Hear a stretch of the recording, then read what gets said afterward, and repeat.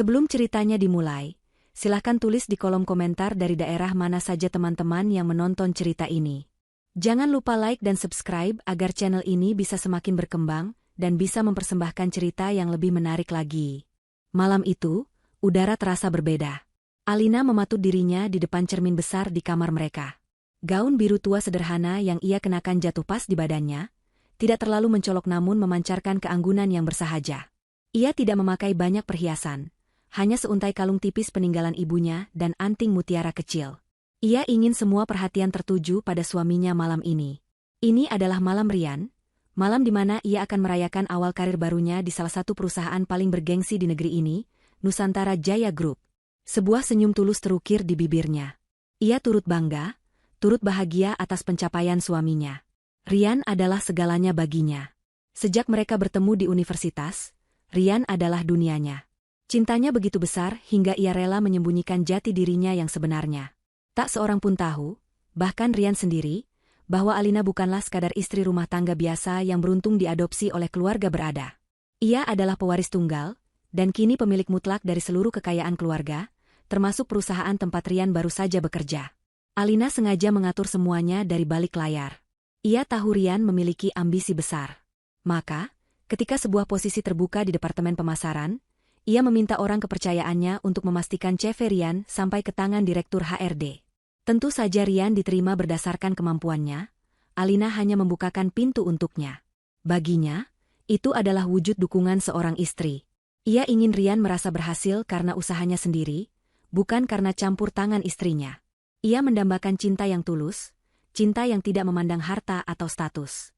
Selama 5 tahun pernikahan mereka, ia merasa telah mendapatkannya. Rian mungkin terkadang mengeluh tentang kehidupan mereka yang sederhana, tentang mobil tua yang mereka pakai, atau apartemen yang tidak seberapa besar. Namun, di mata Alina, itu semua adalah ujian cinta, dan mereka berhasil melewatinya. Setidaknya, itulah yang ia yakini sampai malam ini. Kau sudah siap? Suara Rian memecah lamunannya. Suaminya berdiri di ambang pintu, tampak gagah dalam setelan jas hitam yang baru dibelinya. Jas itu harganya cukup mahal, memakan sebagian besar gaji pertamanya, tapi Alina tidak mempermasalahkannya. Ia ingin suaminya tampil percaya diri. Rian memandang Alina dari atas ke bawah, keningnya sedikit berkerut. Hanya itu yang kau pakai? Tanyanya, nadanya terdengar sedikit kecewa. Senyum Alina sedikit memudar. Apakah ada yang salah? Aku pikir ini cukup sopan, jawabnya lembut, merapikan gaunnya yang sebenarnya tidak kusut. Rian menghela napas. Tidak apa-apa. Lupakan saja. Ayo berangkat, kita bisa terlambat. Tidak ada pujian, tidak ada senyuman hangat seperti biasanya. Rian berjalan mendahuluinya, meninggalkan Alina yang merasakan secuil kejanggalan menyelinap di hatinya. Ia menepis perasaan itu. Mungkin Rian hanya gugup. Perjalanan menuju hotel tempat pesta diadakan terasa sunyi. Rian fokus menyetir, jari-jarinya mengetuk-ngetuk setir dengan irama yang gelisah. Alina mencoba memulai percakapan, menanyakan tentang rekan-rekan kerja yang mungkin akan datang, atau tentang atasannya yang akan ia temui. Namun, jawaban Rian singkat dan sekenanya. Ia lebih sibuk memeriksa pantulan dirinya di kaca spion, merapikan rambutnya yang sudah tertata sempurna. Sesaat sebelum mereka tiba, Rian menoleh padanya. Wajahnya serius. Dengar, Alina. Orang-orang di dalam sana itu orang penting. Mereka berbeda dari teman-teman kita. Jadi aku mohon, jaga sikapmu. Jangan banyak bicara kalau tidak perlu. Cukup tersenyum dan setuju saja dengan apa kata bosku nanti. Aku tidak mau ada kesan buruk di hari pertamaku, katanya dengan nada memerintah. Alina tertegun. Kata-kata itu terasa seperti tamparan tak terlihat. Sejak kapan Rian meragukannya? Apakah ia terlihat begitu memalukan di mata suaminya? Tentu, Rian. Aku mengerti, jawabnya lirih, menyembunyikan luka yang mulai terasa menggores hatinya. Ballroom hotel itu begitu megah. Lampu kristal raksasa menggantung di langit-langit tinggi, membiaskan cahaya keemasan ke seluruh penjuru ruangan. Lantai marmernya berkilauan, memantulkan bayangan para tamu yang lalu lalang dalam balutan gaun malam dan setelan jas mahal. Musik jazz yang lembut mengalun dari sebuah panggung kecil di sudut ruangan. Alina merasa sedikit terintimidasi. Ini adalah dunia yang sengaja ia tinggalkan, dunia yang terasa asing baginya sekarang. Rian, sebaliknya, tampak begitu bersemangat. Matanya berbinar melihat semua kemewahan itu. Tak lama, seorang pria parubaya yang gemuk menghampiri mereka. "Rian, senang kau bisa datang," sapanya ramah. Rian segera memasang senyum terbaiknya. "Pak Direktur, tentu saja saya datang. Terima kasih atas undangannya." Rian kemudian menarik lengan Alina. "Pak, kenalkan, ini Alina, istri saya." Alina tersenyum dan mengulurkan tangan, namun sang direktur hanya mengangguk sekilas padanya sebelum kembali fokus pada Rian. Saat itulah Alina melihatnya untuk pertama kali. Seorang wanita dengan gaun merah menyala yang membelah kerumunan, berjalan ke arah mereka. Rambutnya hitam panjang tergerai, riasan wajahnya sempurna, dan setiap langkahnya memancarkan kepercayaan diri yang luar biasa. Wanita itu tersenyum lebar pada Rian. "Rian, akhirnya kau datang juga. Aku sudah menunggumu." Suaranya terdengar manja. Rian tampak sedikit salah tingkah. "Bella." "Ya, ini, aku datang bersama istriku, Alina." Rian memperkenalkannya dengan ragu. Bella menatap Alina dari ujung rambut hingga ujung kaki. Tatapannya dingin dan menilai, seolah sedang menginspeksi barang murahan. Senyumnya tidak sampai ke mata saat ia mengulurkan tangan yang lentik. "Bella, senang bertemu denganmu," katanya, namun nadanya menyeratkan hal sebaliknya. Alina merasakan genggaman tangannya dingin dan cepat terlepas. Setelah perkenalan yang canggung itu, seolah akan Alina tidak ada di sana. Rian, Bella, dan sang direktur langsung terlibat dalam percakapan seru tentang pekerjaan, tentang target penjualan, dan tentang gosip kantor. Alina hanya berdiri di samping Rian, menjadi pajangan bisu. Ia mencoba tersenyum, mencoba terlihat tertarik, tapi ia merasa seperti hantu yang tak terlihat. Rian bahkan tidak berusaha melibatkannya dalam percakapan.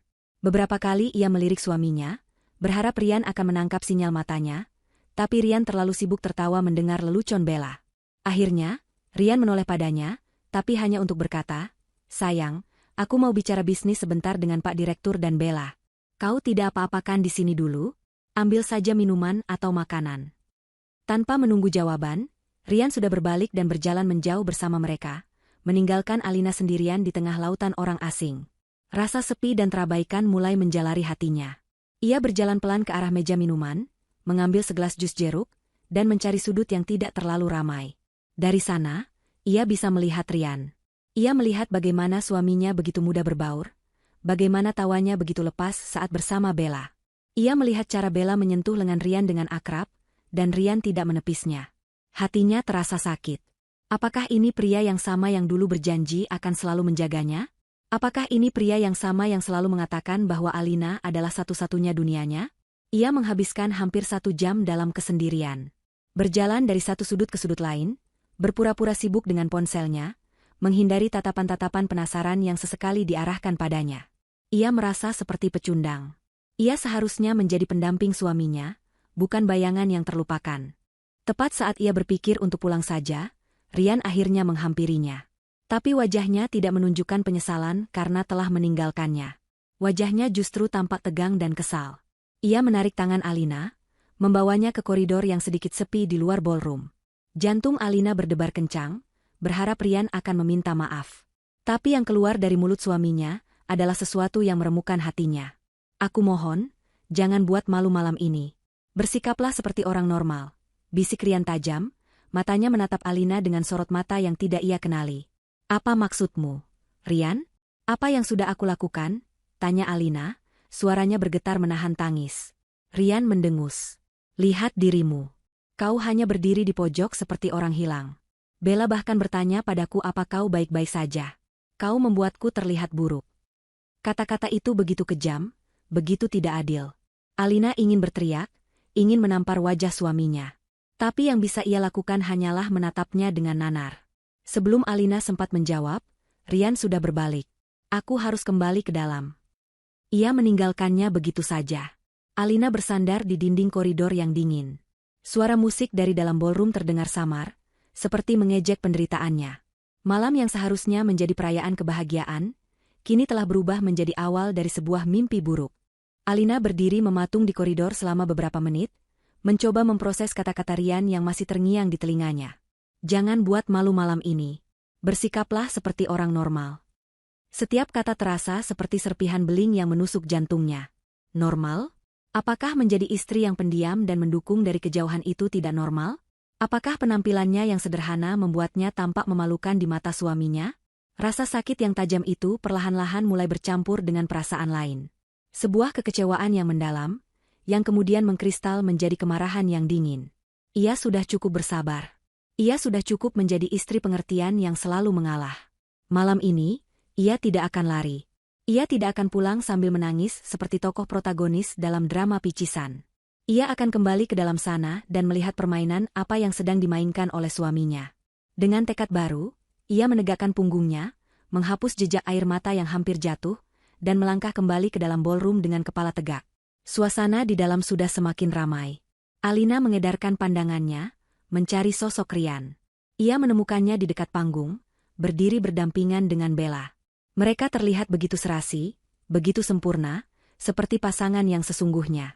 Mereka tertawa bersama, berbisik, dan sesekali Bella menyandarkan kepalanya sejenak di bahu Rian. Sebuah pemandangan yang membuat perut Alina terasa mual. Ia mencari tempat duduk di salah satu meja kosong di bagian belakang, tempat ia bisa mengamati tanpa terlihat mencolok. Ia merasa seperti seorang penonton yang sedang menyaksikan drama pengkhianatan yang pemeran utamanya adalah suaminya sendiri. Setiap tawa Rian bersama Bella terasa seperti cambukan bagi hatinya. Ia bertanya-tanya, sejak kapan semua ini dimulai? Apakah kebohongan ini sudah berjalan lama di belakang punggungnya? Tak lama kemudian, seorang pembawa acara naik ke atas panggung, meminta perhatian semua tamu. Musik berhenti, dan lampu sorot menyorot ke arah panggung. Inilah puncak acara yang ditunggu-tunggu. Pembawa acara mulai membacakan daftar penghargaan untuk para karyawan yang telah menunjukkan kinerja luar biasa. Alina tidak terlalu memperhatikan, pikirannya masih berkelana. Sampai sebuah nama disebut yang membuatnya kembali fokus.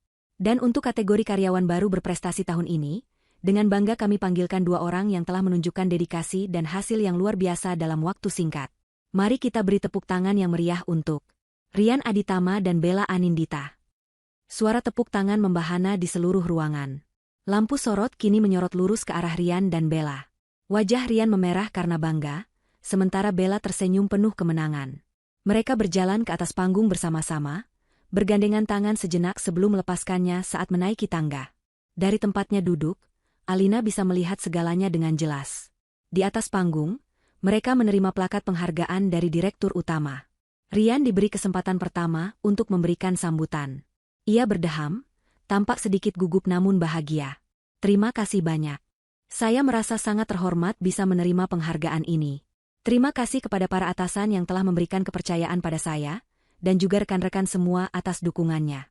Saya berjanji akan bekerja lebih keras lagi untuk kemajuan Nusantara Jaya Group. Pidatonya singkat, sopan, dan profesional. Namun, ada satu hal yang ia lupakan. Ia tidak menyebut nama istrinya.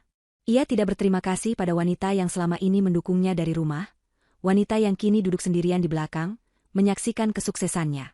Bagi Alina, itu adalah penegasan dari semua firasat buruknya. Ia bukan lagi bagian dari dunia Rian. Kemudian, pembawa acara beralih ke Bella. Wow, sungguh luar biasa. Dan sekarang, Bella. Sebagai salah satu talenta baru terbaik kami, boleh kami tahu apa yang menjadi motivasi terbesar Anda untuk meraih semua ini? Tanya sang pembawa acara sambil tersenyum. Bella mengambil mikrofon dengan gerakan yang anggun. Ia berhenti sejenak, matanya menyapu seluruh ruangan seolah mencari seseorang. Dan kemudian, matanya terkunci pada Alina. Hanya Alina yang bisa merasakan tatapan tajam itu, tatapan yang penuh dengan niat jahat.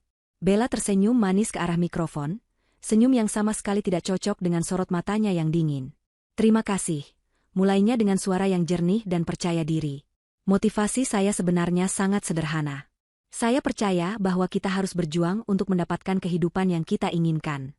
Kita tidak bisa hanya pasrah pada takdir. Ia berhenti lagi, membiarkan kata-katanya meresap. Bagi saya, lanjutnya, kini suaranya terdengar lebih tegas. Status, latar belakang, dan dari mana kita berasal itu adalah hal yang sangat penting.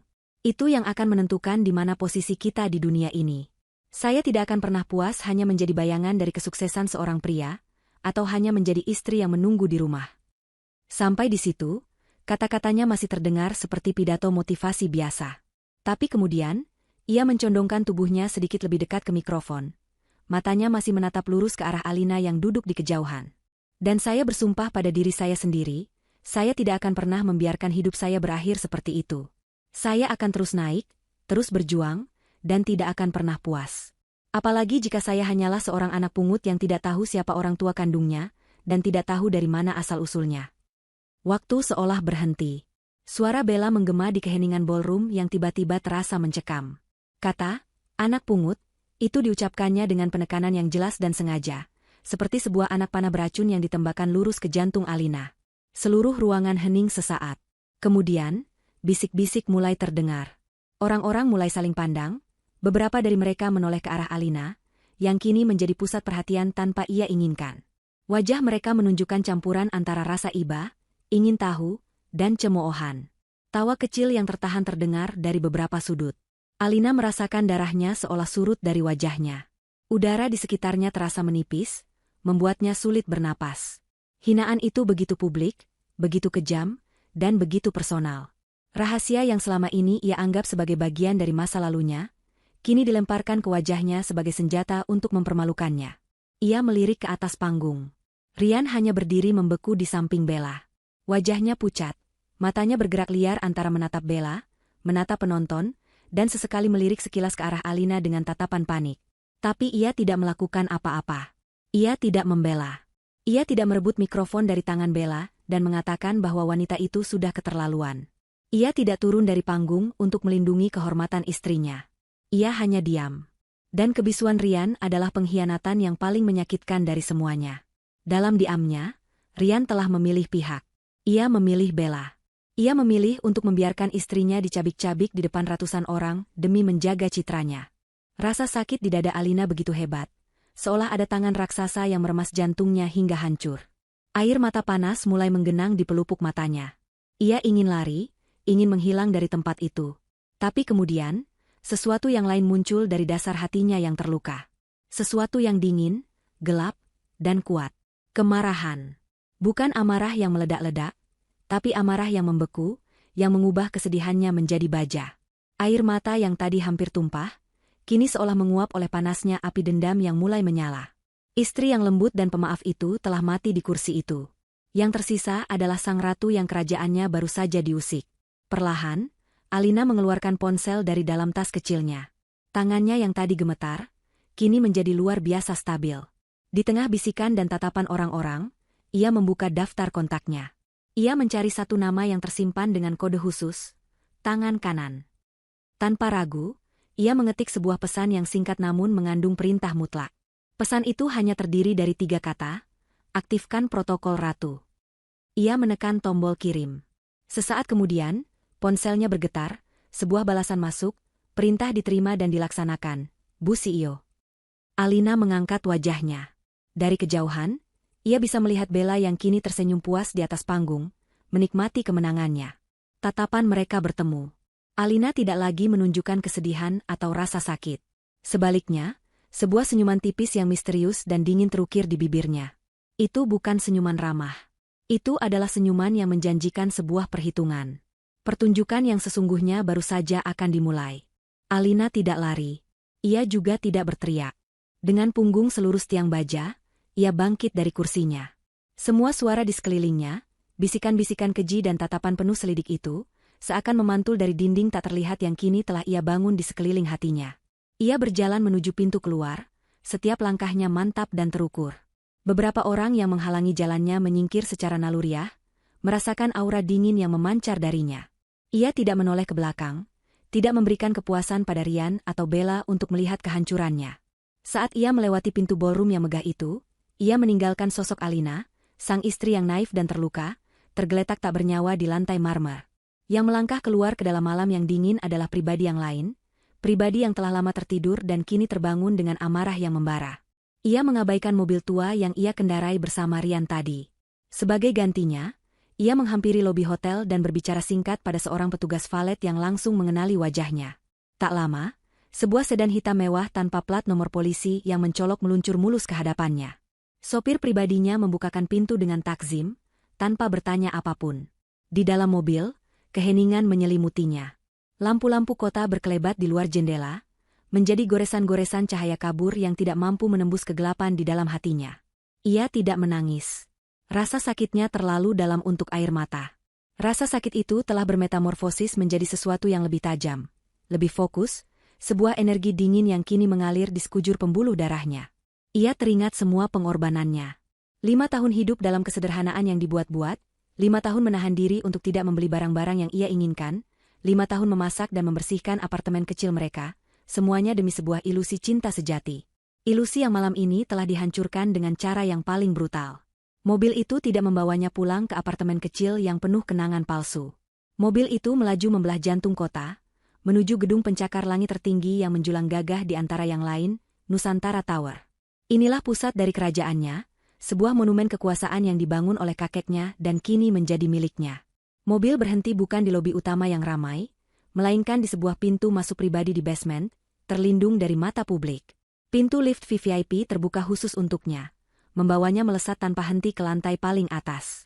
Saat pintu lift terbuka kembali, ia disambut oleh pemandangan yang sangat kontras dengan kehidupannya selama ini. Sebuah ruangan kantor raksasa yang lebih mirip penthouse mewah. Dinding kacanya membentang dari lantai ke langit-langit, menyajikan pemandangan kota Jakarta yang gemerlapan seperti hamparan permata di atas beludru hitam. Perabotannya minimalis namun sangat mahal, didominasi warna hitam, abu-abu, dan aksen perak yang tegas. Ini adalah singgasananya. Seorang pria berusia 40-an, dengan setelan jas yang rapi dan kacamata berbingkai tipis, sudah menunggunya.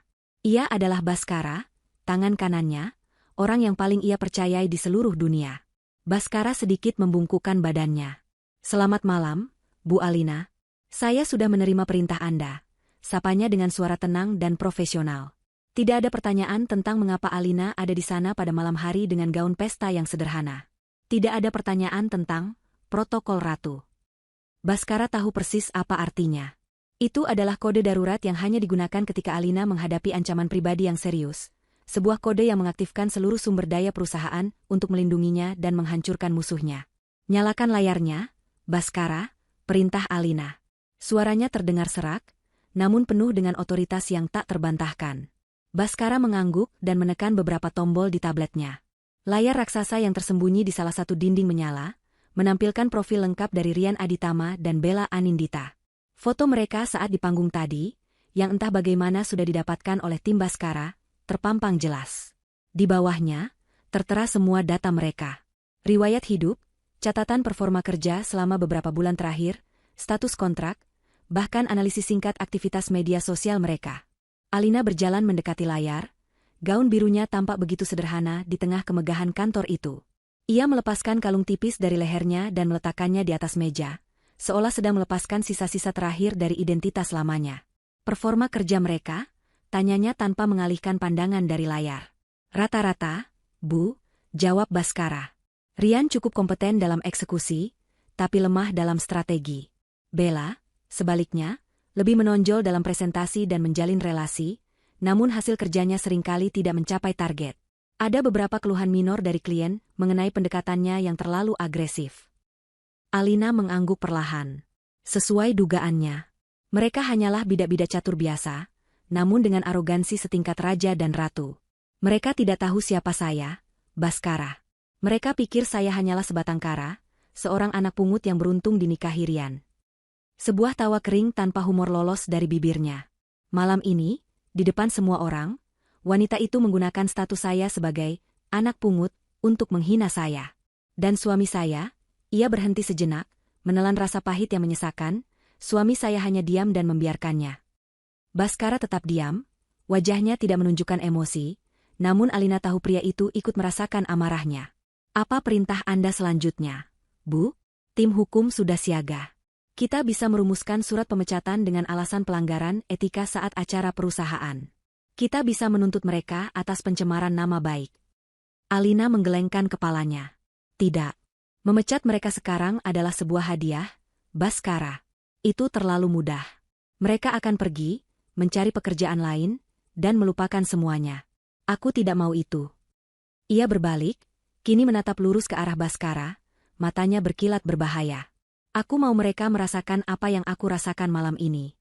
Rasa malu, rasa putus asa, rasa diinjak-injak saat mereka pikir mereka sedang berada di puncak dunia. Aku ingin menghancurkan mereka secara perlahan. Aku ingin mereka membangun istana impian mereka di atas pasir hisap yang sudah aku siapkan." Aku ingin mereka terbang setinggi mungkin, agar saat jatuh nanti, mereka tidak akan pernah bisa bangkit lagi.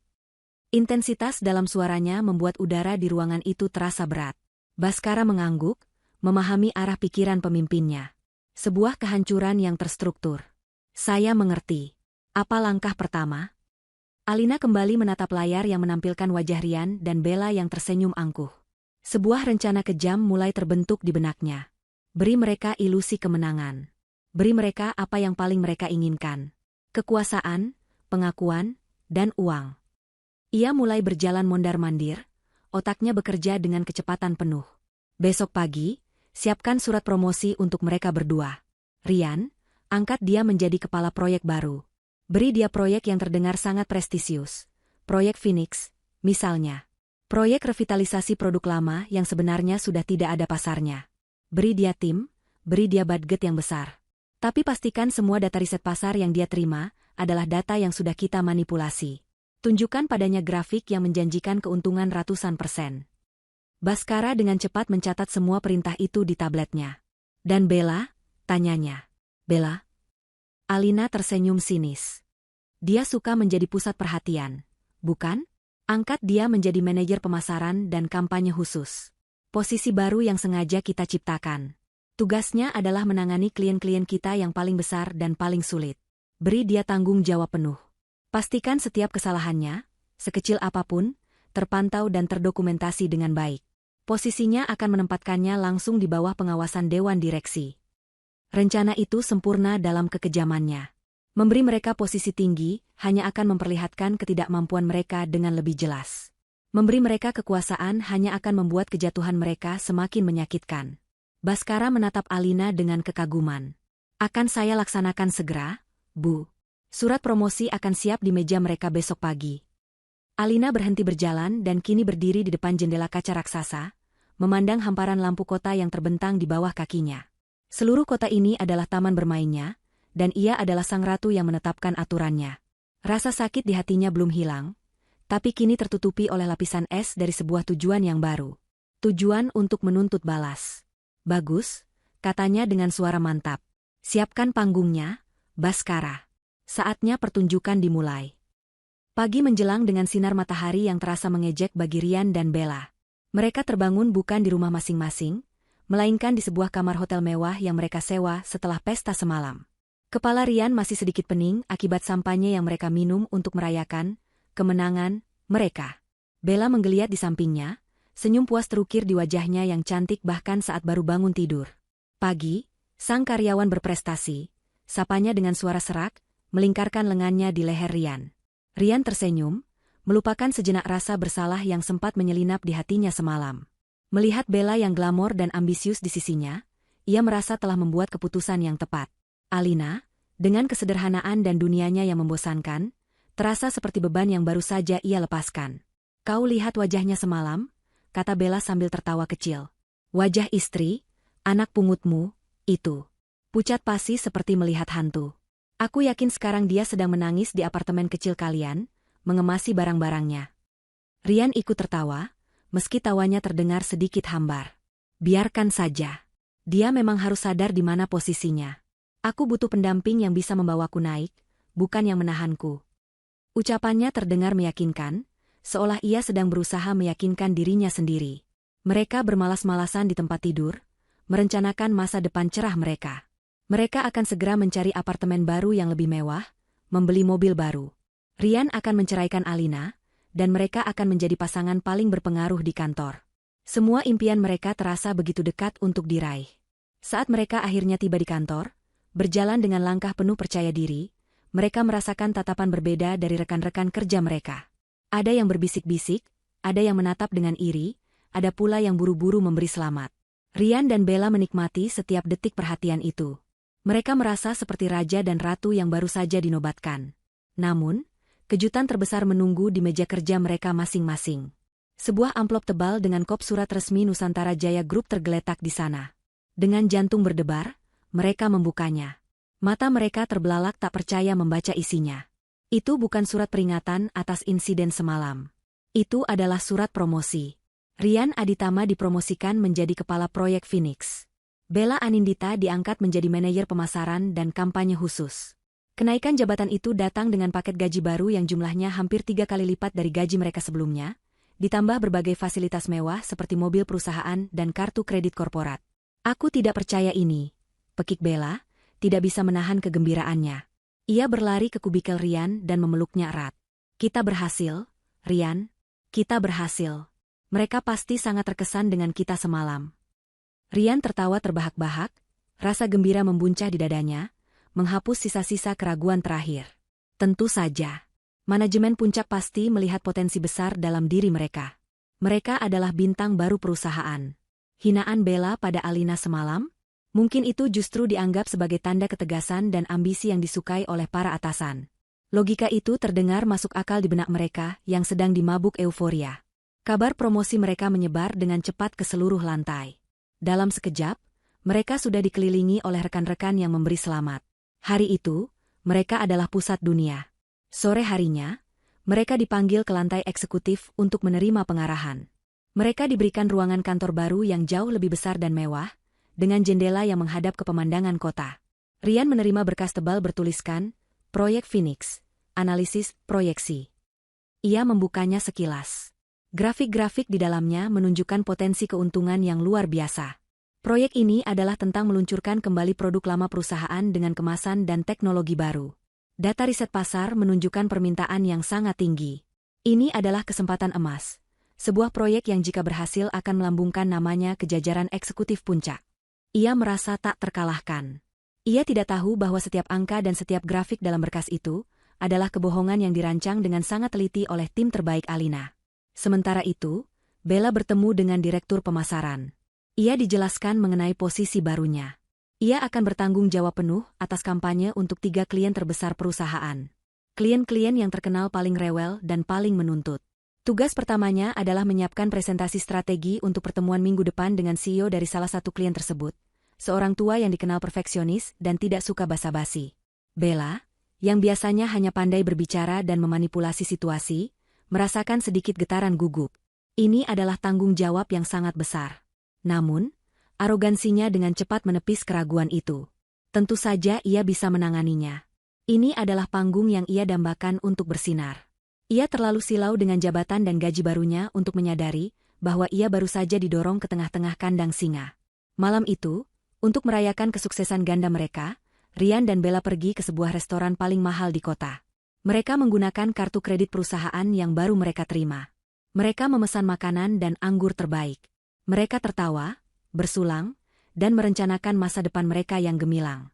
Mereka merasa seperti penguasa dunia. Di tengah tawa mereka, Rian mengeluarkan ponselnya. Ia masih menyimpan nomor Alina. Dengan senyum mengejek di wajahnya, didorong oleh arogansi dan anggur mahal, ia mengetik sebuah pesan singkat. Pesan yang dirancangnya untuk menjadi paku terakhir di peti mati pernikahan mereka. Lihat, tanpamu aku bisa lebih sukses. Selamat tinggal, anak pungut. Ia menekan tombol kirim tanpa ragu sedikitpun. Bella yang mengintip dari balik bahunya tertawa terbahak-bahak. Bagus. Biar dia tahu kalau dia itu hanya batu sandungan dalam hidupmu, katanya sinis. Mereka kembali bersulang, tidak menyadari bahwa pesan singkat itu baru saja menyegel nasib mereka. Jauh dari sana, di ruang rapat Dewan Direksi yang sunyi di puncak Nusantara Tower, sebuah ponsel bergetar pelan di atas meja kayu yang mengkilap. Alina, yang sedang memimpin rapat evaluasi bulanan, melirik notifikasi yang muncul di layarnya. Ia membaca pesan dari Rian. Wajahnya tidak menunjukkan emosi apapun. Tidak ada kemarahan, tidak ada kesedihan. Hanya kekosongan yang dingin. Para direktur yang duduk di sekeliling meja, termasuk Baskara, melihat pemimpin mereka terdiam sejenak. Mereka tidak tahu isi pesan itu, tapi mereka tahu fase pertama dari rencana besar itu sedang berjalan. Alina meletakkan kembali ponselnya dengan layar menghadap ke bawah. Ia mengangkat kepalanya, menatap para bawahannya yang setia dengan tatapan tajam. Fase pertama sudah berjalan sesuai rencana, katanya dengan suara yang tenang namun mematikan. Para tikus sudah masuk ke dalam labirin dan mulai menikmati keju beracun yang kita sediakan. Sekarang, kita hanya perlu menunggu dan melihat mereka berlari. Pastikan semua pintu keluar sudah tertutup rapat. Ruangan itu hening. Tidak ada yang berani membantah. Mereka semua tahu, sang ratu sedang berada dalam mode berburu, dan mangsanya tidak akan punya tempat untuk lari.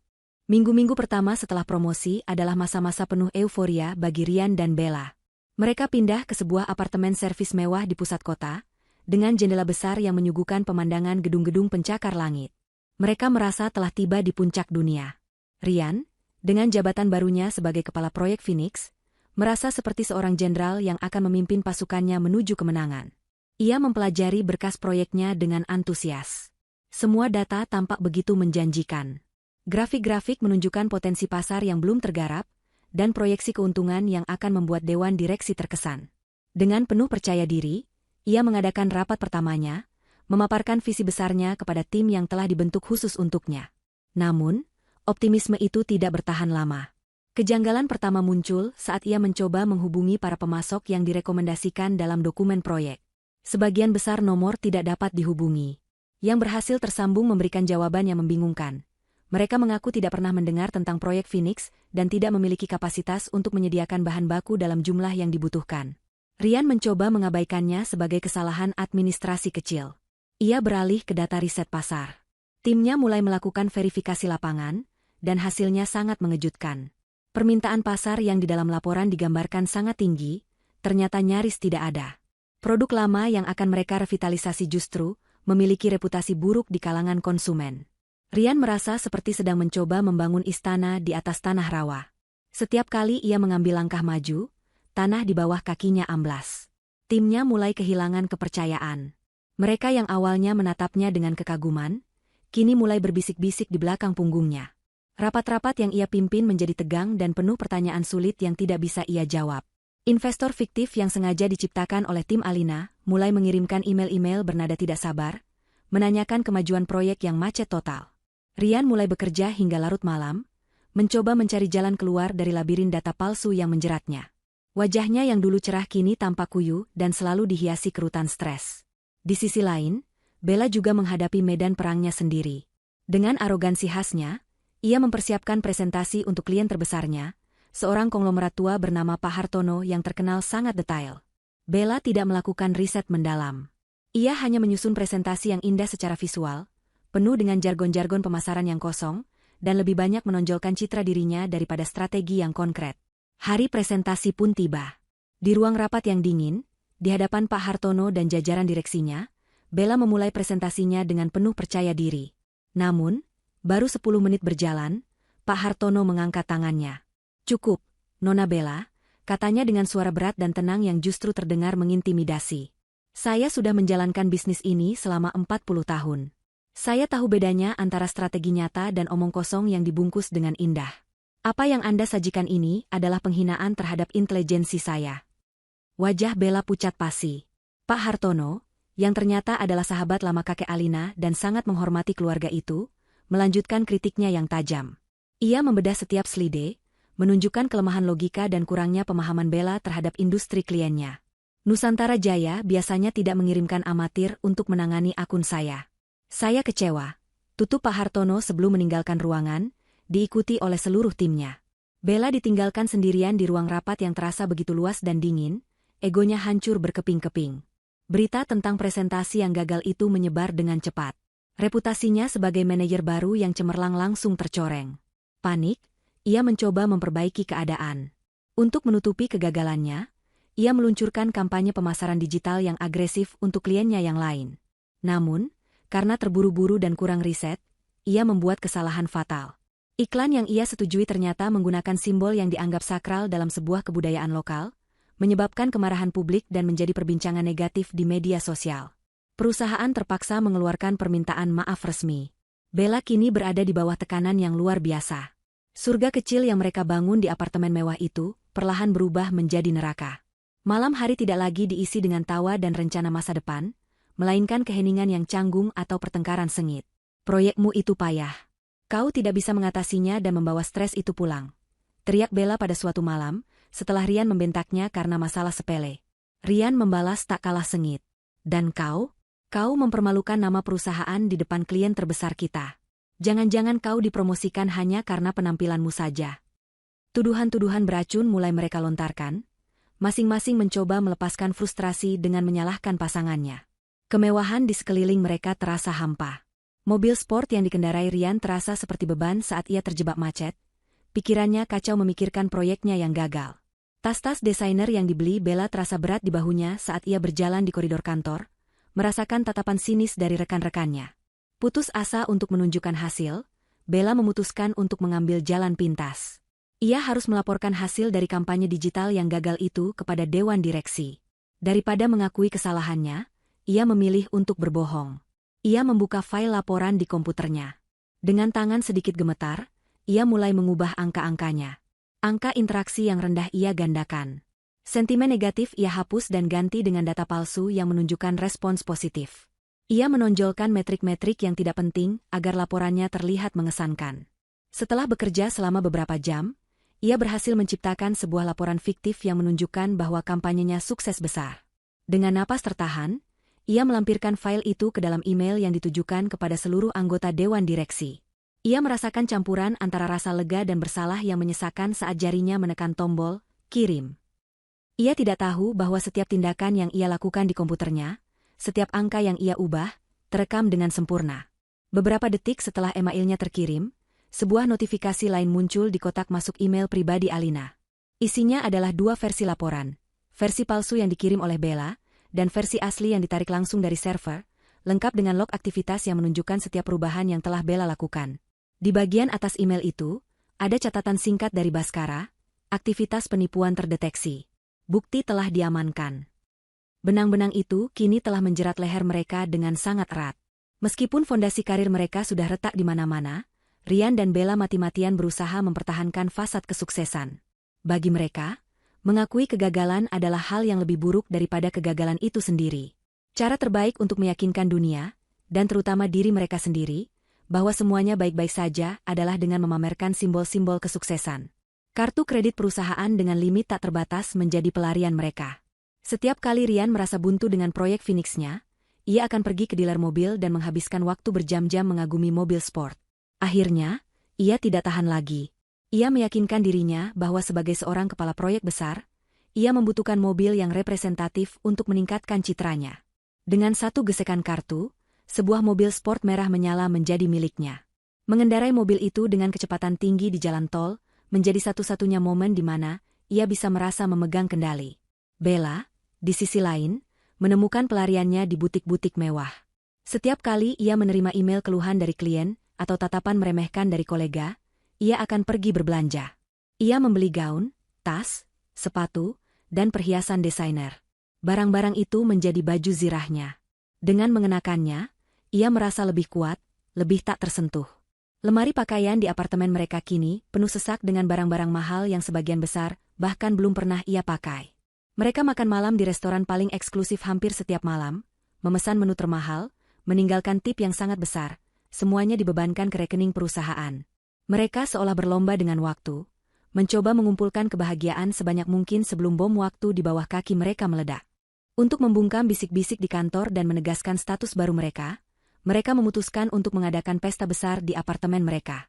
Ini bukan sekadar pesta biasa, ini adalah sebuah pernyataan. Mereka mengundang hampir semua orang dari departemen mereka, terutama orang-orang yang dulu mereka anggap sebagai saingan. Mereka menyewa catering mahal, bartender profesional, dan bahkan seorang DJ. Malam itu, apartemen mereka disulap menjadi sebuah klub malam pribadi. Musik berdentum keras, sampahnya mengalir tanpa henti. Rian dan Bella, dalam balutan pakaian terbaik mereka, berdiri di tengah ruangan, menyambut para tamu dengan senyum lebar. Untuk sesaat, ilusi itu terasa nyata. Mereka adalah pasangan berkuasa, dikagumi dan membuat iri semua orang. Alkohol membuat lidah mereka menjadi lebih tajam, dan kesombongan mereka semakin menjadi-jadi. Dikelilingi oleh sekelompok kolega yang menjilat, Rian mulai berbicara tentang masa lalunya. Kalian tahu, kunci sukses itu adalah membuang semua beban yang tidak perlu, katanya dengan suara yang sudah sedikit mabuk, sambil merangkul pinggang Bella. Salah seorang koleganya bertanya, beban seperti apa, bos? Rian tertawa terbahak-bahak. Seperti mantan istri, misalnya. Dulu aku menikah dengan seorang wanita. Yah, dia baik, tapi terlalu sederhana. Tidak punya ambisi.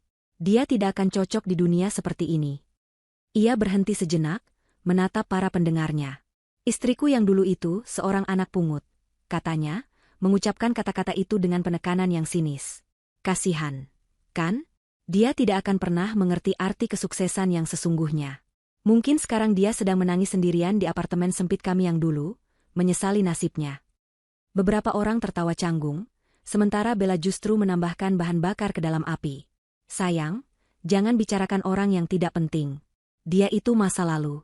Masa depanmu itu di sini, bersamaku, katanya sambil mengecup pipi Rian, yang disambut sorakan dari teman-teman mereka. Pesta itu terus berlanjut hingga larut malam, penuh dengan tawa palsu dan pembicaraan kosong. Rian dan Bella mabuk oleh alkohol dan arogansi, merasa tak terkalahkan, tidak menyadari bahwa setiap kata yang mereka ucapkan, setiap transaksi yang mereka lakukan, telah dicatat dengan rapi dalam sebuah file tebal di meja kerja Alina.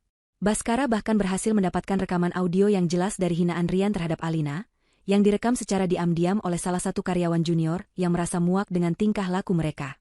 Alina mendengarkan rekaman itu sendirian di kantornya yang sunyi. Ia tidak marah. Ia hanya merasakan kekecewaan yang dingin dan dalam. Pria yang pernah ia cintai sepenuh hati itu, kini telah menjadi monster yang begitu asing baginya. File bukti itu kini sudah lengkap. Waktu panen sudah tiba. Tepat di puncak kemeriahan pesta, saat Rian dan Bella sedang bersulang untuk merayakan diri mereka sendiri, ponsel mereka bergetar serentak di saku masing-masing. Getaran itu terasa berbeda, seolah membawa firasat buruk. Mereka saling pandang sejenak sebelum mengeluarkan ponsel. Sebuah email baru masuk, dari alamat email yang belum pernah mereka lihat sebelumnya. ceo_office@nusantarajaya.co.id. Alamat email itu sendiri sudah cukup untuk membuat jantung mereka berdebar kencang. Dengan tangan yang mulai berkeringat, mereka membuka email itu. Isi pesannya singkat, formal, dan tidak menyisakan ruang untuk interpretasi. Subjek, audit mendadak, pemanggilan rapat darurat Dewan Direksi. Isi pesan. Kepada Saudara Rian Aditama dan Sdri Bella Anindita. Anda berdua dengan ini dipanggil untuk menghadiri rapat darurat dengan seluruh Dewan Direksi perusahaan. Waktu, besok pagi, pukul 9 tepat. Tempat, ruang rapat Dewan Direksi, Nusantara Tower, lantai 50. Agenda rapat adalah audit menyeluruh atas proyek Phoenix, kinerja kampanye pemasaran terkini, serta penggunaan fasilitas perusahaan. Kehadiran bersifat wajib dan tidak dapat diwakilkan. Hormat kami, kantor CEO. Seketika, musik yang berdentum keras di sekitar mereka seolah lenyap. Suara tawa dan obrolan para tamu terdengar seperti dengungan dari kejauhan. Wajah Rian dan Bella pucat pasi. Efek alkohol menguap dalam sekejap, digantikan oleh rasa dingin yang menusuk hingga ke tulang. Audit, rapat darurat, Dewan Direksi, kantor CEO. Setiap kata dalam email itu terasa seperti palu godam yang menghantam ilusi kesuksesan mereka hingga berkeping-keping. Pesta mereka yang sempurna telah berakhir. Malam ini, mereka tidak akan bisa tidur. Mereka tahu, besok pagi bukanlah hari biasa. Besok adalah hari penghakiman. Malam itu terasa abadi. Rian dan Bella sama sekali tidak bisa tidur. Email singkat dari kantor CEO itu terus berputar-putar di benak mereka, mengusir kantuk dan menggantinya dengan gelombang panik yang dingin. Mereka mencoba menyusun berbagai skenario dan alasan. Rian berusaha meyakinkan dirinya bahwa ini hanyalah audit standar. Mungkin karena proyeknya yang besar. Bella mencoba berpikir bahwa ini adalah evaluasi biasa bagi manajer baru. Namun, jauh di lubuk hati mereka tahu ada sesuatu yang sangat salah. Pemanggilan mendadak oleh seluruh Dewan Direksi bukanlah prosedur standar. Mereka berdua merasa seperti terdakwa yang sedang menunggu hari eksekusinya. Pagi harinya, mereka berangkat ke Nusantara Tower dengan mobil sport merah Rian. Mobil yang beberapa hari lalu menjadi simbol kesombongan, kini terasa seperti peti mati berjalan yang membawa mereka ke tiang gantungan. Tidak ada percakapan di antara mereka, hanya keheningan yang tegang dan berat. Wajah mereka pucat dan kuyu, sisa-sisa kemeriahan pesta semalam telah lenyap tak berbekas, digantikan oleh lingkaran hitam di bawah mata yang cemas. Saat mereka melangkah masuk ke lobi Nusantara Tower, kemegahan gedung itu yang dulu membuat mereka takjub kini terasa menindas dan mengintimidasi. Setiap karyawan yang berpapasan seolah menatap mereka dengan pandangan aneh. Mungkin itu hanya perasaan mereka saja, tetapi paranoia sudah mulai menggerogoti kewarasan mereka. Mereka menuju lift khusus untuk lantai eksekutif. Di dalam kotak baja yang membawa mereka naik dengan kecepatan tinggi itu, Bella akhirnya angkat bicara, suaranya bergetar. Rian, apapun yang terjadi di dalam sana, kita harus kompak. Jangan saling menyalahkan. Mengerti? Rian hanya mengangguk lemah, tenggorokannya terasa kering. Setibanya di lantai 50, Mereka disambut oleh seorang resepsionis dengan senyum dingin yang tidak sampai ke mata. "Silakan tunggu sebentar. Para dewan direksi sedang dalam perjalanan," katanya, menunjuk ke arah sofa kulit hitam di area tunggu. Menit-menit terasa seperti jam saat mereka duduk di sana. Satu persatu, para pria dan wanita parubaya dengan setelan mahal mulai berdatangan. Mereka adalah para direktur, wajah-wajah paling berkuasa di perusahaan. Beberapa dari mereka mengenali Ryan dan Bella, namun mereka hanya memberikan anggukan singkat yang dingin sebelum masuk ke dalam ruang rapat. Tidak ada senyum, tidak ada sapaan ramah. Udara di sekitar mereka terasa semakin berat dan dingin. Ryan meremas-remas tangannya yang berkeringat, sementara Bella berusaha keras mempertahankan postur tubuhnya agar tidak terlihat gemetar. Akhirnya, pintu ruang rapat terbuka sedikit dan seorang asisten memanggil nama mereka. "Bapak Ryan Aditama, Ibu Bella Anindita, silakan masuk." Dengan langkah berat, mereka bangkit dan berjalan memasuki ruangan itu. Ruang rapat dewan direksi itu sangat besar dan megah. Sebuah meja kayu panjang dan mengkilap mendominasi ruangan, dikelilingi oleh belasan kursi kulit mewah. Semua kursi telah terisi oleh para direktur yang menatap mereka dengan ekspresi serius dan tak terbaca. Di ujung meja, kursi utama yang paling besar, kursi milik CEO, masih kosong dan posisinya membelakangi mereka, menghadap ke jendela raksasa yang menampilkan pemandangan kota. Ryan dan Bella merasa seperti dua ekor semut yang tersesat di sarang raksasa. "Silakan duduk," kata salah seorang direktur senior, menunjuk kedua kursi kosong di ujung meja yang berhadapan langsung dengan kursi CEO. Mereka duduk dengan canggung, merasakan puluhan pasang mata menusuk mereka. Keheningan di ruangan itu begitu pekat, hingga mereka bisa mendengar detak jantung mereka sendiri yang berpacu kencang. Tepat pukul 9 pagi, pintu di belakang kursi CEO terbuka tanpa suara. Namun, bukan sosok yang mereka harapkan yang masuk. Pria yang masuk adalah Bhaskara. Ia berjalan dengan tenang ke sisi kursi CEO, memegang sebuah tablet. Ia tidak mengatakan apa-apa, hanya berdiri tegak dan menunggu. Kehadirannya yang misterius semakin menambah ketegangan di ruangan itu. Ryan dan Bella saling pandang dengan bingung. Siapa pria ini? Di mana CEO-nya? Lalu, tanpa ada perintah dari siapapun, kursi CEO itu mulai berputar perlahan. Sangat pelan, seolah sengaja mengulur waktu untuk menyiksa mereka. Ryan dan Bella menahan napas. Mereka mengharapkan sosok pria tua yang galak, atau seorang ekspatriat dengan wajah keras. Kursi itu terus berputar, menampakkan sisi sampingnya, lalu bagian bahunya. Dan kemudian, kursi itu berhenti berputar, menghadap lurus ke arah mereka.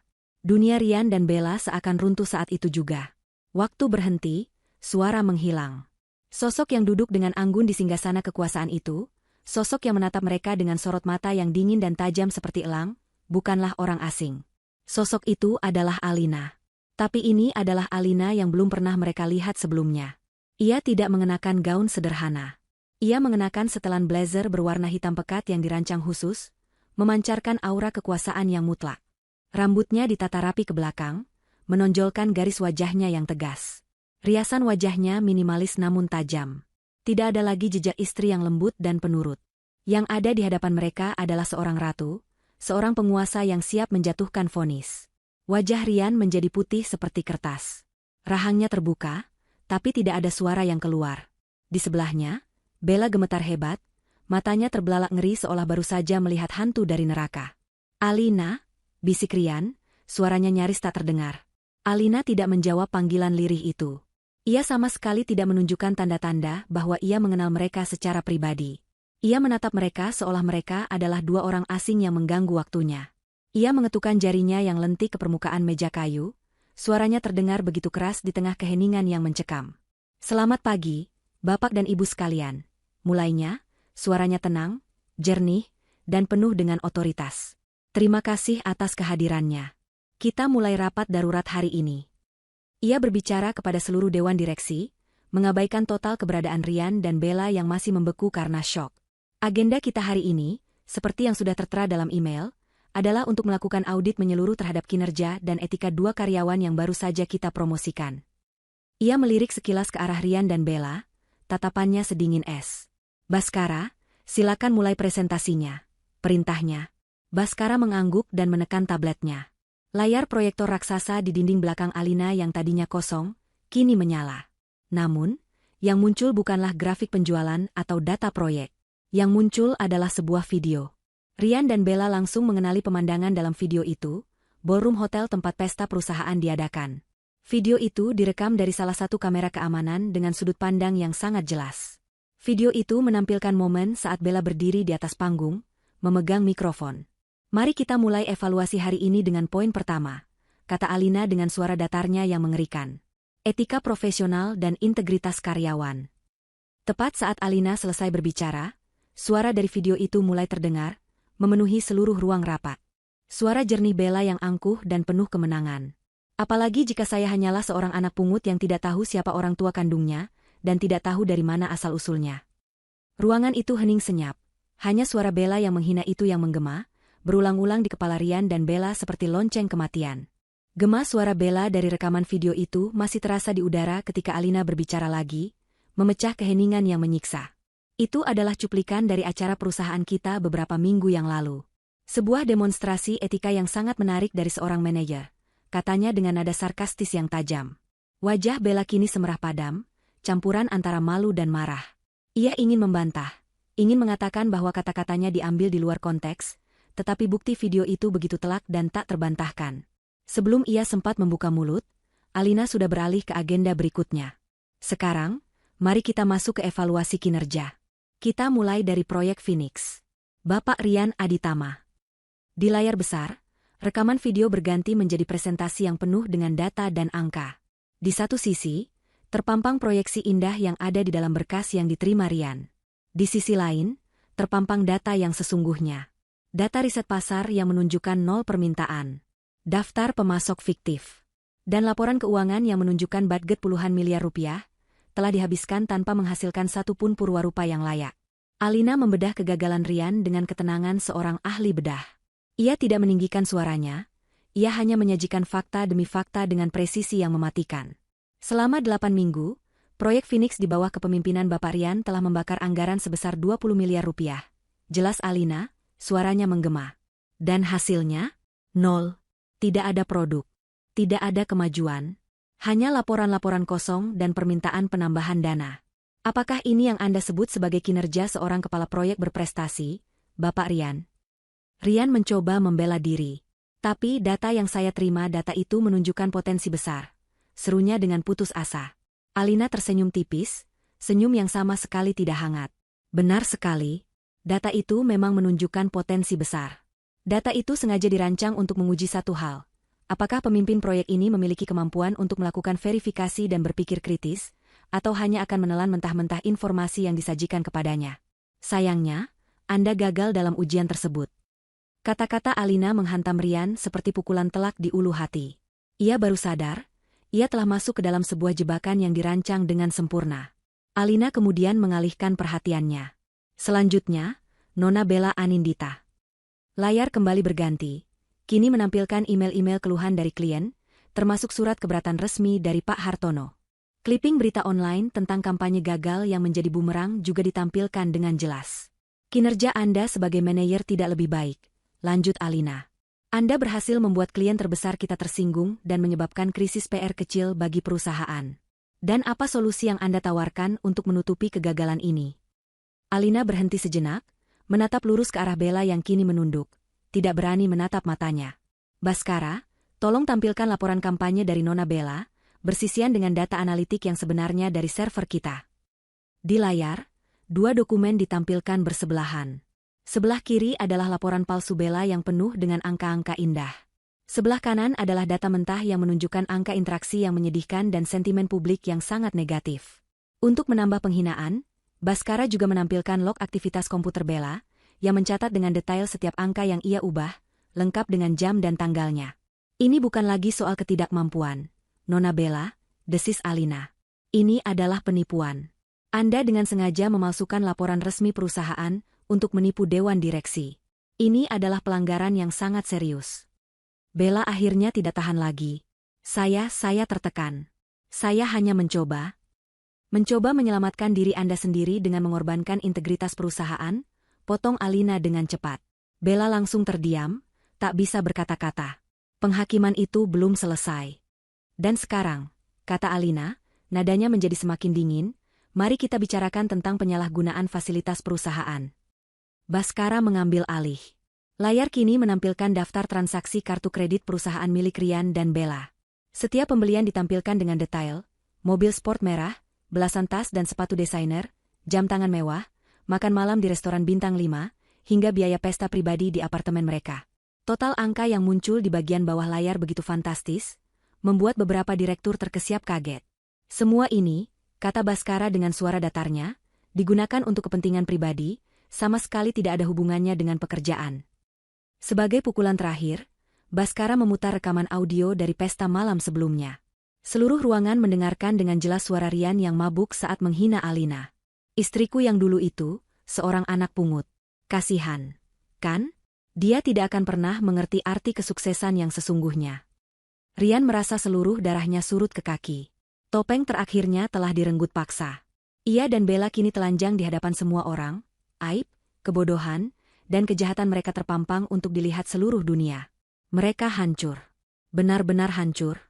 Dalam keheningan yang menyiksa setelah rekaman itu berakhir, Rian melakukan hal terakhir yang bisa ia pikirkan. Ia menatap Alina, bukan sebagai CEO, tapi sebagai wanita yang pernah menjadi istrinya. Alina. Panggilnya dengan suara parau yang bergetar. Aku minta maaf. Kenapa kau melakukan semua ini pada kami? Pertanyaan itu terdengar begitu bodoh dan menyedihkan. Alina bangkit dari kursinya. Ia berjalan perlahan dari ujung meja, mendekati tempat Rian dan Bella duduk. Ia berhenti tepat di hadapan mereka, menatap mereka dari atas dengan sorot mata yang tak lagi menunjukkan cinta atau benci, melainkan hanya kekosongan. Kau bertanya kenapa? Ulangnya dengan suara pelan yang mengerikan. Kau berdiri diam saat wanita ini menghinaku dengan statusku sebagai anak pungut di depan ratusan orang. Kau mengirimiku pesan yang mengatakan aku adalah beban dalam hidupmu. Kau menertawakan penderitaanku di pesta yang kau biayai dengan uang perusahaanku. Dan sekarang kau bertanya kenapa? Ia berhenti sejenak, membiarkan setiap katanya meresap seperti racun. Kalian berdua masuk ke dalam kandang singa, menghina singa itu, dan mencoba mencuri makanannya. Kalian pikir singa itu akan diam saja? Ia tersenyum dingin. Anak pungut yang kalian hina di istananya sendiri ini, katanya, suaranya kini terdengar jelas dan kuat di seluruh ruangan, adalah pendiri dan pemilik 100% saham Nusantara Jaya Group. Mata Rian dan Bella terbelalak ngeri, napas mereka tercekat. Alina menatap mereka tanpa belas kasihan, sebelum menjatuhkan vonis terakhirnya. Dan kalian berdua dipecat. Kata itu diucapkannya dengan penekanan yang final, sebuah palu godam yang menghancurkan sisa-sisa terakhir dunia mereka. Kata, dipecat, menggantung di udara ruang rapat yang dingin itu seperti vonis hukuman mati. Untuk sesaat, tidak ada yang bergerak. Rian dan Bella hanya bisa menatap Alina dengan tatapan kosong. Otak mereka menolak untuk memproses kenyataan yang baru saja menghantam mereka. Ilusi terakhir yang mereka pegang, ilusi bahwa mereka masih memiliki sesuatu yang berharga, telah direnggut dan dihancurkan di depan mata mereka. Kemudian, seolah diberi isyarat tak terlihat, dua orang petugas keamanan berbadan tegap masuk ke dalam ruangan. Mereka tidak bersikap kasar, justru itulah yang membuatnya semakin memalukan. Dengan sopan namun tegas, mereka berdiri di samping Rian dan Bella. Bapak, Ibu, mohon ikut kami, kata salah satu dari mereka. Seluruh dewan direksi hanya diam menyaksikan, wajah mereka sekeras batu. Tidak ada satupun tatapan iba. Rian dan Bella digiring keluar dari ruang rapat seperti dua orang pesakitan. Perjalanan mereka dari lantai 50 ke lobi terasa seperti perjalanan melewati neraka. Mereka harus melewati lantai-lantai kerja di mana para mantan kolega mereka bisa melihat. Bisik-bisik langsung terdengar saat mereka lewat, tatapan menusuk dari segala arah. Mereka yang dulu berjalan dengan dagu terangkat, kini hanya bisa menundukkan kepala dalam-dalam, menahan rasa malu yang membakar sekujur tubuh. Setibanya di lobi, mimpi buruk mereka berlanjut. Mereka mencoba berjalan menuju apartemen mewah mereka, hanya untuk mendapati kartu akses mereka sudah tidak berfungsi. Seorang manajer gedung menghampiri mereka dengan ekspresi datar. Maaf, sesuai instruksi dari pihak Nusantara Jaya Group, kontrak sewa atas nama perusahaan untuk unit Anda telah dihentikan secara efektif per jam ini, jelasnya. Barang-barang pribadi Anda sudah kami kemas dan ada di troli itu. Ia menunjuk ke beberapa kotak kardus yang tergeletak di dekat pintu lobi. Dalam sekejap, mereka resmi menjadi tunawisma. Rumah yang menjadi simbol status mereka kini tertutup rapat untuk selamanya. Kepanikan mulai menjalari mereka. Setidaknya mereka masih punya mobil. Rian merogoh sakunya, mencari kunci mobil sport merahnya. Namun, seorang pria lain berpenampilan resmi menghampiri mereka. Bapak Rian Aditama, saya dari pihak Leasing. Berdasarkan pemberitahuan dari perusahaan Anda, fasilitas mobil perusahaan Anda telah dicabut. Kami di sini untuk mengambil alih kendaraan tersebut. Di luar lobi kaca, mereka bisa melihat mobil kebanggaan Rian sedang diangkut ke atas sebuah truk derek. Mereka kehilangan segalanya dalam waktu kurang dari 1 jam. Tanpa pekerjaan, tanpa rumah, tanpa mobil. Mereka terduduk lemas di atas kotak-kotak kardus mereka di trotoar yang sibuk, menjadi tontonan orang yang lalu lalang. Saat itulah ponsel mereka bergetar lagi. Sebuah email masuk dari tim hukum Nusantara Jaya Group. Isinya adalah surat tuntutan hukum resmi. Perusahaan menuntut mereka atas tuduhan penipuan, penggelapan dana perusahaan, dan perbuatan yang merugikan citra perusahaan. Angka ganti rugi yang tertera di sana begitu astronomis, cukup untuk membuat mereka miskin seumur hidup. Surat itu juga memberitahukan bahwa rekening bank pribadi mereka telah dibekukan oleh pihak berwenang sambil menunggu proses penyelidikan. Mereka kini benar-benar tidak punya apa-apa. Rasa syok perlahan berganti menjadi keputusasaan murni, dan keputusasaan itu dengan cepat berubah menjadi amarah yang saling menyalahkan. Ini semua salahmu, desis Bella, matanya menyala-nyala penuh kebencian menatap Rian. Kalau saja kau tidak sebodoh itu dengan proyekmu. Kalau saja kau bisa mengendalikan situasi. Rian, yang juga sudah berada di batas kewarasannya, membalas dengan sengit. Salahku? Kau yang memulai semua ini. Kau yang menghina Alina di depan semua orang. Kaulah yang serakah dan tidak pernah puas. Kau yang menyeretku ke dalam lubang ini. Pertengkaran sengit mereka di pinggir jalan itu menarik perhatian lebih banyak orang. Mereka tidak peduli lagi. Semua topeng telah lepas. Tidak ada lagi cinta, tidak ada lagi kekaguman. Yang tersisa hanyalah 2 orang egois yang saling menyalahkan atas kehancuran mereka. Aku tidak akan pernah mau tenggelam bersamamu, pecundang, teriak Bella pada akhirnya. Ia mengambil tas tangannya, satu-satunya barang berharga yang masih melekat padanya, lalu berbalik dan pergi meninggalkan Rian begitu saja di antara tumpukan kotak kardus. Ia berjalan tanpa tujuan, air mata amarah dan penyesalan mengalir di pipinya. Hari-hari berikutnya adalah neraka dunia bagi mereka berdua. Berita tentang pemecatan mereka menyebar seperti api di kalangan industri. Baskara telah memastikan bahwa reputasi mereka hancur total. Setiap kali mereka mencoba melamar pekerjaan, pintu selalu tertutup rapat di depan wajah mereka. Nama mereka telah masuk daftar hitam. Teman-teman yang dulu berpesta bersama mereka kini tidak lagi menjawab telepon. Mereka menjadi paria, dijauhi oleh semua orang. Bella mencoba kembali ke keluarganya, tetapi orang tuanya yang malu dengan skandal itu mengusirnya. Ia terpaksa menjual tas-tas dan perhiasan mewahnya satu persatu hanya untuk bertahan hidup. Pindah dari satu penginapan murah ke penginapan murah lainnya. Sementara itu, Rian jatuh lebih dalam lagi. Ia menjual semua barang yang tersisa di dalam kotak kardusnya dengan harga murah. Ia terpaksa pindah ke sebuah kamar kos sempit, pengap, dan kotor di pinggiran kota. Setiap hari ia hanya makan mie instan, meratapi nasibnya. Wajahnya yang dulu tampan kini tirus dan tidak terawat. Di dalam kesendiriannya yang menyedihkan, ia terus memikirkan di mana letak kesalahannya. Dan setiap kali, bayangan wajah Alina yang tenang dan berkuasa di ruang rapat itu kembali menghantuinya. Suatu sore, saat Rian sedang duduk melamun di depan kamar kosnya, seorang mantan rekan kerjanya yang baik hati kebetulan lewat. Merasa iba melihat kondisi Rian, ia berhenti sejenak untuk menyapa. Setelah berbasa-basi, ia berkata, "Aku dengar selentingan, Rian." Katanya, "Bu CEO kita yang baru itu sebenarnya orang yang pemaaf. Aku dengar, beliau sangat menghargai orang yang mau mengakui kesalahan dengan tulus dan meminta maaf secara langsung. Mungkin itu satu-satunya kesempatanmu." Pria itu tidak tahu. Informasi yang ia sampaikan adalah umpan yang sengaja disebar oleh Baskara, sebuah harapan palsu yang dirancang untuk babak final sandiwara ini. Namun bagi Rian, yang sudah tidak punya harapan apapun, informasi itu terdengar seperti bisikan malaikat. Sebuah kesempatan. Satu-satunya kesempatan. Ia harus meminta maaf pada Alina.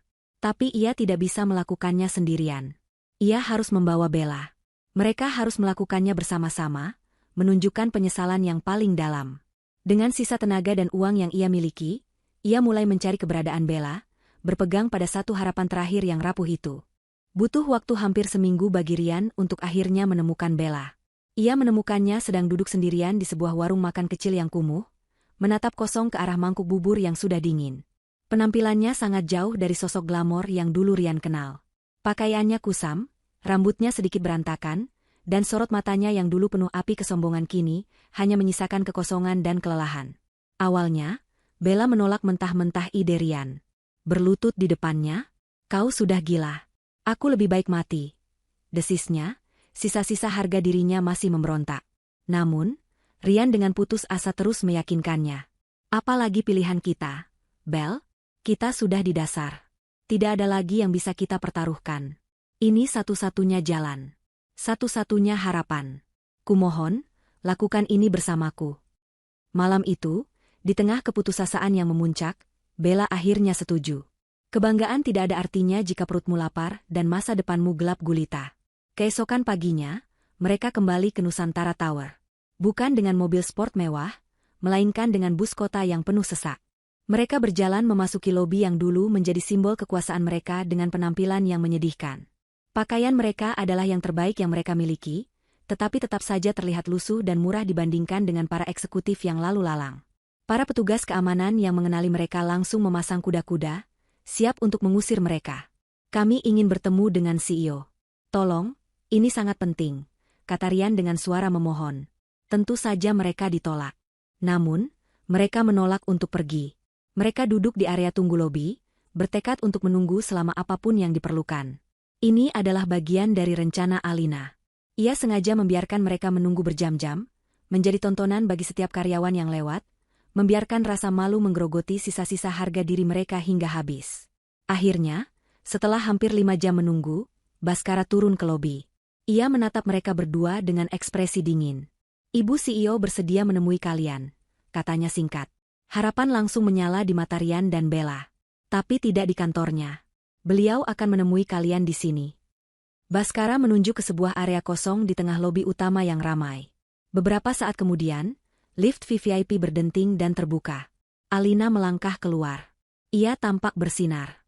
Ia mengenakan gaun kerja berwarna putih gading yang simpel namun sangat berkelas, membuatnya tampak seperti seorang dewi yang turun dari kahyangan. Ia berjalan dengan tenang, diikuti oleh beberapa asistennya, dan berhenti beberapa meter di hadapan Rian dan Bella. Seluruh aktivitas di lobi seolah berhenti.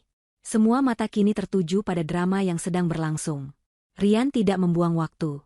Semua rencana kata-kata yang telah ia susun di kepalanya lenyap. Yang ada hanyalah keputusasaan murni. Ia melangkah maju dan tanpa ragu, ia menjatuhkan dirinya, bersujud di lantai marmer yang dingin, tepat di kaki Alina. "Alina, aku mohon maafkan aku." Isaknya, suaranya pecah. Air mata yang sesungguhnya, air mata penyesalan dan penderitaan, mengalir deras di pipinya. "Aku salah. Aku buta. Aku bodoh. Aku telah menyia-nyiakan wanita terbaik di dunia karena keserakahanku. Aku mohon, beri aku kesempatan kedua. Aku akan melakukan apa saja. Aku akan menjadi pesuruhmu, pembersih sepatumu, apa saja. Jangan biarkan aku hidup seperti ini." Ia benar-benar hancur. Seluruh topeng keangkuhannya luruh menjadi debu. Bella, yang berdiri membeku karena syok melihat tindakan Rian, akhirnya tersadar. Ia melihat tatapan dingin Alina, melihat puluhan pasang mata yang mengawasinya. Dengan lutut gemetar, ia pun menjatuhkan dirinya, berlutut di samping Rian. "Saya juga minta maaf, Bu CEO. Saya mohon ampun. Saya hilaf. Saya hanya ingin kehidupan yang lebih baik. Tolong, beri kami belas kasihan." Alina menatap dua sosok yang kini berlutut di kakinya. Ia menatap Rian, pria yang pernah mengisi hatinya, yang kini menangis terseduh-seduh seperti anak kecil. Ia menatap Bella, wanita yang telah menghinanya dengan kejam, yang kini wajahnya basah oleh air mata ketakutan. Ia tidak merasakan kebencian. Ia juga tidak merasakan kepuasan. Yang ia rasakan hanyalah kehampaan. Mereka terasa begitu kecil, begitu tidak penting. Buku cerita tentang mereka sudah benar-benar berakhir baginya. Ia membungkukkan tubuhnya sedikit, bukan untuk menolong mereka berdiri, melainkan untuk berbisik dengan suara yang hanya bisa mereka berdua dengar. "Dulu, permohonan maafmu mungkin berarti segalanya bagiku, Rian. Tapi sekarang, kata-katamu dan air matamu tidak ada harganya lagi." Ia kemudian menatap Bella. "Dan kau menginginkan kehidupan yang lebih baik dengan cara menginjak-injak orang lain. Sekarang, nikmatilah kehidupan yang telah kau ciptakan untuk dirimu sendiri." Ia kembali menegakkan tubuhnya. Dengan suara yang tenang namun terdengar jelas di seluruh lobi, ia berkata, "Kalian telah menerima apa yang pantas kalian dapatkan.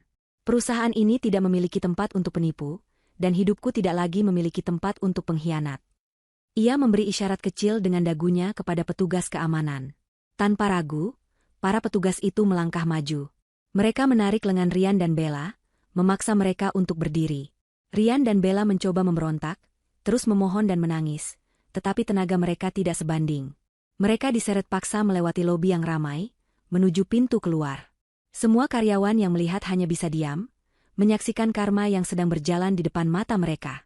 Rian dan Bella akhirnya dilempar begitu saja ke trotoar yang panas, seperti sampah yang tidak diinginkan.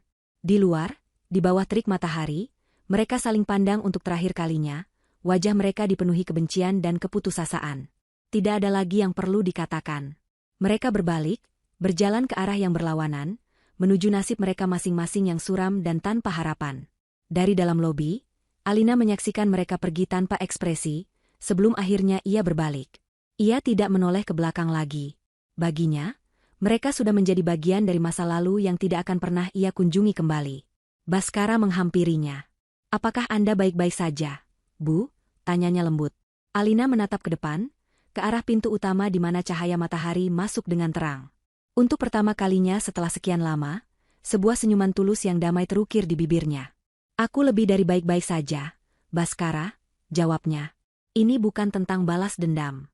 Ini tentang menutup sebuah buku dan memulai babak yang baru." Ia melangkah maju dengan ringan dan percaya diri.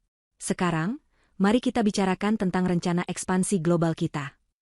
Ia terus berjalan, meninggalkan bayang-bayang masa lalunya yang kelam, melangkah menuju masa depan yang cerah sebagai seorang ratu yang telah merebut kembali tahtanya dengan caranya sendiri.